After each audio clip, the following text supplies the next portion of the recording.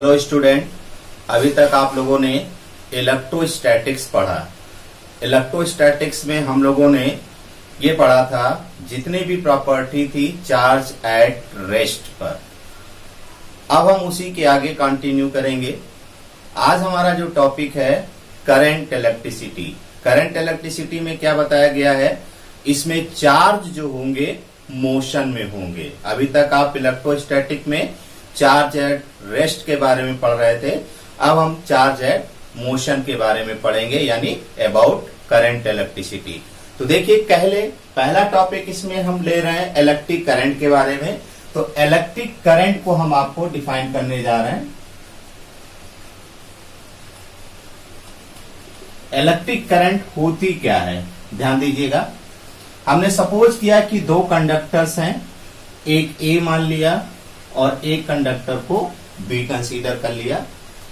A conductor को charge किया तो इसका पोटेंशियल V1 है और इसका पोटेंशियल कितना है, V2 है। और जब हम आप इसे किसी करंट कंडक्टिंग वायर से कनेक्ट करते हैं तो if V1 is greater than V2 तो क्या होता है, चार्ज का फ्लो हमेशा higher potential to lower potential होता है। यानी कि पॉजिटिव चार्ज ए से बी की तरफ मूव करेंगे और negative charge from lower to higher potential यानी बी से ए की तरफ मूव करेंगे। तो ये जो चार्ज का जो मोशन होता है फ्रॉम हायर टू लोअर या लोअर टू हायर, यही आपको करंट को प्रोड्यूस करता है। यानी क्या डेफिनेशन निकली इलेक्ट्रिक करंट की कि the rate of flow of charge that is called electric current. I equal to Q upon T। I बराबर क्या हुआ, Q अपॉन T। यानी Q कूलम्ब चार्ज किसी कंडक्टर्स में एक एंड से दूसरे एंड कितने सेकेंड में पास हो रहे हैं, T सेकेंड में पास हो रहे हैं। तो एक चीज याद रखना कि कंडक्टर्स में किसी भी एंड से जितने भी चार्ज या इलेक्ट्रॉन इंटर करते हैं उतने समय में बाहर निकलते हैं। तो करंट की जो डेफिनेशन आई I equal to Q upon T, तो इसकी यूनिट क्या होगी बेटा, तो यूनिट आपकी होगी, चार्ज की यूनिट क्या होती है, कूलम्ब, और टाइम की होती है सेकेंड, कूलम्ब पर सेकेंड, या फिर दैट इज योर एम्पियर। तो मोस्टली हम लोग करंट को किस में मेजर करते हैं, एम्पियर में मेजर करते हैं। एक चीज और याद रखना बच्चों, चार्ज का फ्लो अगर कांस्टेंट है, यानी कांस्टेंट वे में चार्ज ए सिरे से बी सिरे की तरफ अगर फ्लो कर रहा है, तब ये जो करंट होती है that current is called your steady current. When flow of charge remains constant then the current is your steady current. एक चीज और ध्यान रखना, करंट हमारी क्या होती है, एक फंडामेंटल क्वांटिटी होती है। आपने पढ़ा होगा 7 फंडामेंटल क्वांटिटी। तो 7 फंडामेंटल क्वांटिटी में करंट भी हमारी एक तरह से फंडामेंटल क्वांटिटी होती है। अब यहां पर if Q equal to 1 coulomb and T equal to 1 second, तो I इजकल टू 1 एम्पियर। तो यहां से 1 एम्पियर करंट के आप डेफिनेशन भी आप फाइंड आउट कर सकते हैं। तो what is 1 ampere current, the current which passes through a conductor in 1 second in which Q coulombs यानी 1 coulomb charge is flowing. Okay बेटा, एक चीज और याद रखना, नेक्स्ट पॉइंट में आपको बता रहे हैं कि जो करंट जो फ्लो करती है किसी भी कंडक्टर के अंदर along the length of conductor, यानी करंट इस तरह से मूव करेगी, ऐसे परपेंडिकुलर नहीं, along the length of conductor है। ये चीज आप ध्यान रखेंगे। ओके बच्चों, नेक्स्ट पॉइंट आप देखते हैं।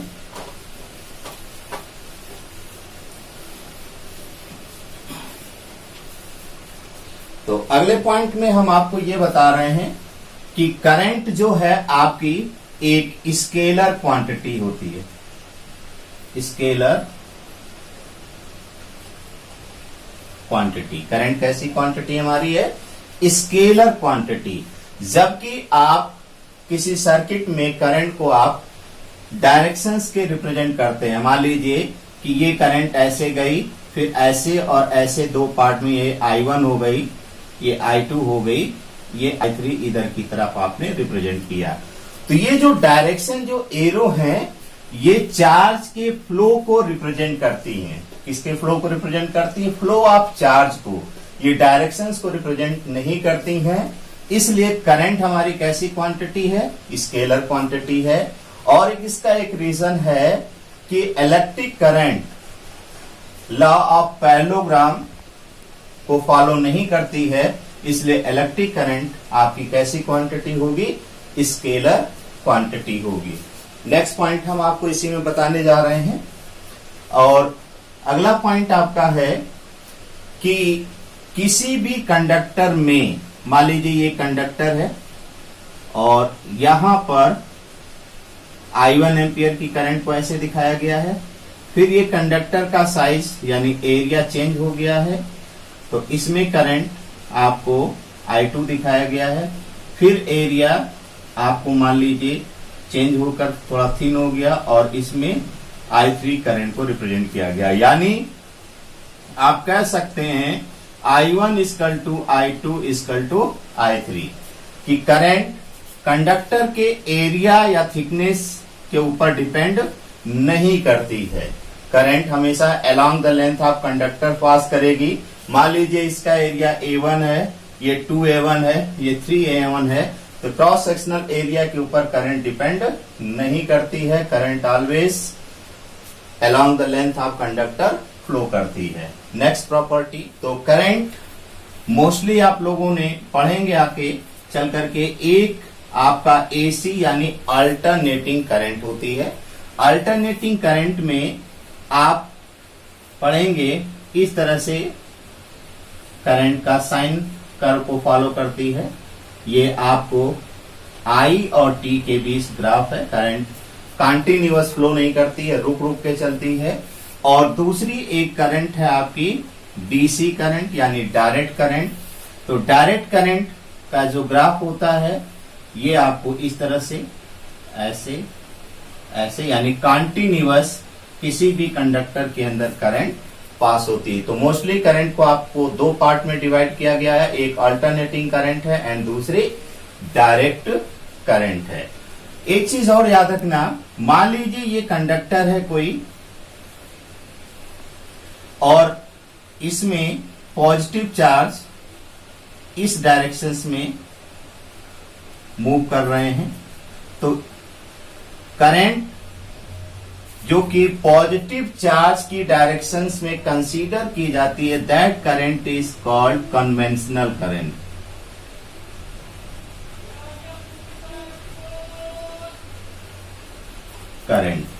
The current which is flowing in the direction of flow of positive charge, या the current which is taken in the direction of flow of positive charge, and that current is considered as a conventional current। इसी तरह से मान लीजिए current ये आपका negative है charge, और निगेटिव चार्ज मान लीजिए इस डायरेक्शन में फ्लो कर रहे हैं, तो जो करंट आप नेगेटिव चार्ज की डायरेक्शंस में कंसीडर करते हैं उसे इलेक्ट्रॉनिक करंट कहते हैं या electronic current. Okay, in the direction of flow of positive charge the current is known as conventional current, and in the direction of negative charge the current is known as electronic current. Okay बच्चों, अब हम आपको एक और चीज बता रहे हैं इसी बारे में, करंट के बारे में।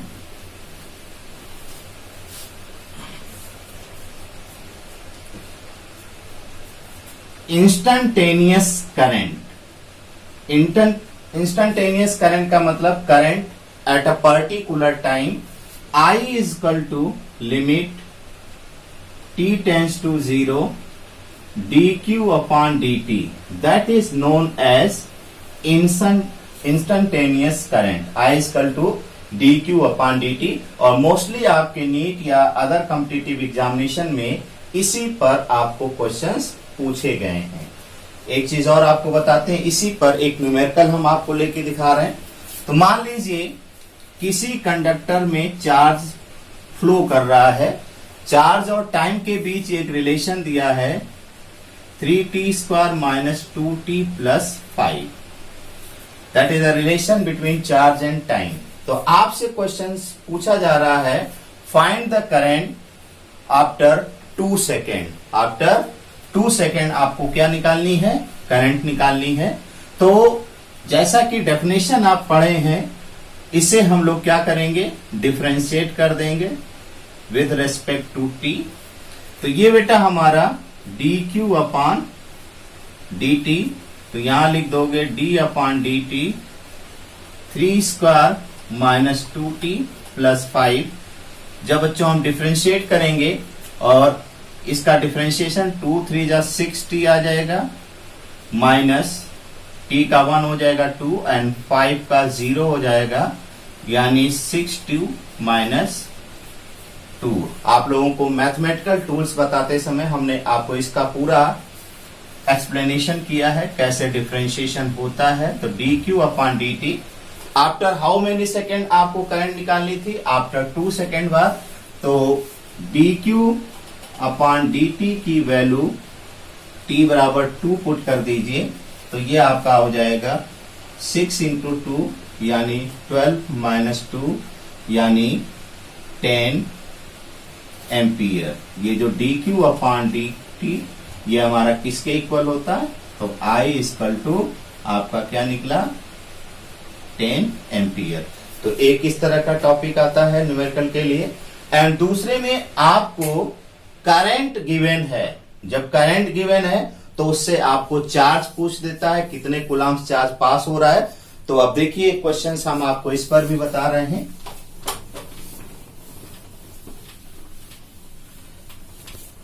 तो मान लीजिए बेटा एक इक्वेशन है I equal to 4 plus 2t, that is question किसी भी कंडक्टर में करंट पास हो रही है, करंट और टाइम के बीच एक रिलेशन दिया गया है और आपसे क्वेश्चन पूछ रहा है कि find the charge which is crossing through the conductor in the time interval t equal to 2 second to t equal to 6 second. t equal to 2 second to t equal to 6 second में total charge कितना pass हो रहा है। बहुत important question है। Current आपको given है, किसी कंडक्टर से जो पास हो रही है, करंट आपका टाइम्स के ऊपर डिपेंड कर रही है। आपसे चार्ज पूछ रहा है कि उस कंडक्टर में 2 सेकेंड से 6 सेकेंड के बीच कितने कूलम्ब चार्ज पास हो रहा है। तो देखें बेटा, तो जब इसका हम सॉल्यूशन करेंगे बहुत आसान, ये भी टोटल मैथ के ऊपर है। I इक्वल टू गिवन है 4 प्लस 2t, I की जगह आप dq अपॉन dt लिख दें 4 प्लस 2t और dq equal to 4 plus 2t into dt। आपको q निकालना है, इंटीग्रेट कर दीजिए, integration of dq integration of 4 plus 2t and dt। आपको किस टाइम इंटरवल में निकालना है, फ्रॉम 2 to 6, तो लोअर लिमिट 2 अपर लिमिट 6 कर दें। ठीक, तो क्या आ जाएगा, ध्यान देना, dq की जगह आपका q हो जाएगा। अब इसका हमें इंटीग्रेशन करना है। इंटीग्रेशन आपको बता दे, main integration of dx x के बराबर होता है इंटीग्रेशन ऑफ x की पावर n dx, x की power n plus 1 upon n plus 1। ये फार्मूला यूज करेंगे। तो 4 कांस्टेंट टर्म है, तो इसकी जगह 4t हो जाएगा प्लस 2t की जगह आपका t² by 2, lower limit 2 upper limit 6 है। तो ये 2 से 2 आपका कैंसिल हो जाएगा, तो आपको मिला q equal to 4t plus t²। Limit क्या है बेटा, 2 to 6। क्या हमने रूल बताया था मैथमेटिकल टूल्स पढ़ाते समय, upper limit minus lower limit. तो q इजकल टू आपको पहले 6 रखें, 4 इंटू 6 प्लस 6 का whole square, in the place of T रख दिया, माइनस का टी की जगह 2 रख दे, लोअर लिमिट 4 इंटू 2 प्लस 2 का स्क्वायर। तो देखें क्या आता है, Q इक्वल टू 4 6 जा 24 प्लस 36 माइनस 4 2 जा 8 प्लस 4, यानी Q इक्वल टू इनको ऐड करेंगे, 6 एंड 4 ऐड करेंगे, ये 10 आ जाएगा, 3 एंड 2 5 यानी 60 हो गया, माइनस 8 में 4 12 आ गया, 60 से 12 माइनस करें, 10 से 2 8, 5 से 1 48 coulomb. That is your answer. Okay बच्चों, तो बच्चों हमने एक क्वेश्चंस आपको यहां पर बता रहे हैं करंट के टॉपिक पर ही। क्वेश्चन थोड़ा सा अलग से है, कह रहा in an atom electrons revolve around the nucleus along a path of radius।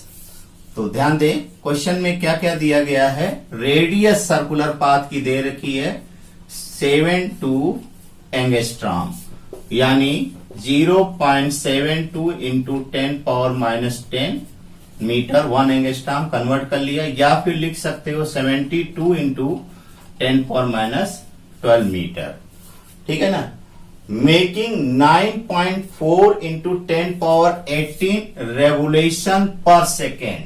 तो आप लोगों ने पढ़ा होगा रेवोल्यूशन पर second, that is called frequency, और ये दे रखा है 9.4 इंटू 10 पावर 18, फ्रीक्वेंसी की यूनिट होती है हर्ट्ज। ओके, तो आपसे पूछ रहा है करंट क्या होगी।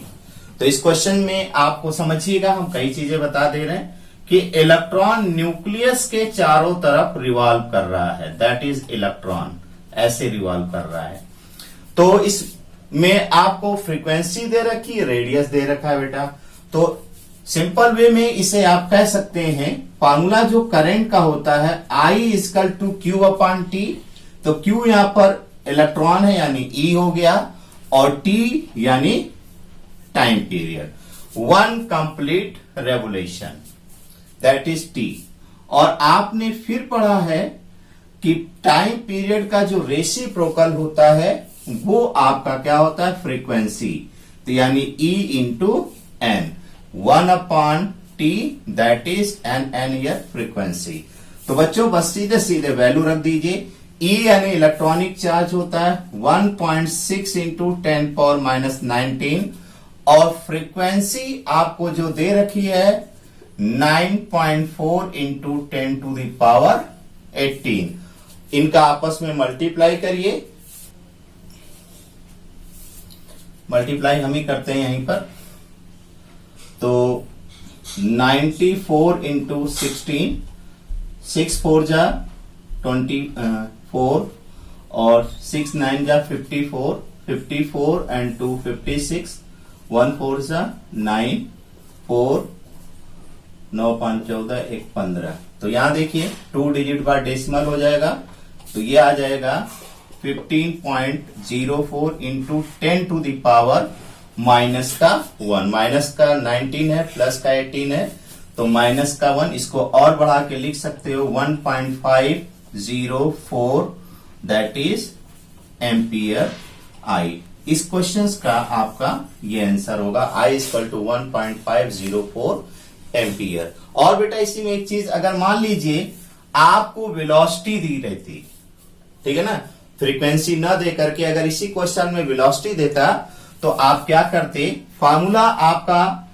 देख लें थोड़ा सा अलग से, I equal to Q upon T का इस्तेमाल करते, लेकिन T की जगह Q upon 2 pi R upon V। तो V ऊपर पहुंच जाता, I equal to QV upon 2 pi R। If velocity is given तो आप इस फार्मूले का यूज करेंगे। तो एक क्वेश्चन और हम आपको बता दे रहे हैं बच्चों, कह रहा how many electron pass through a bulb in a minute if the current is 400 milli ampere.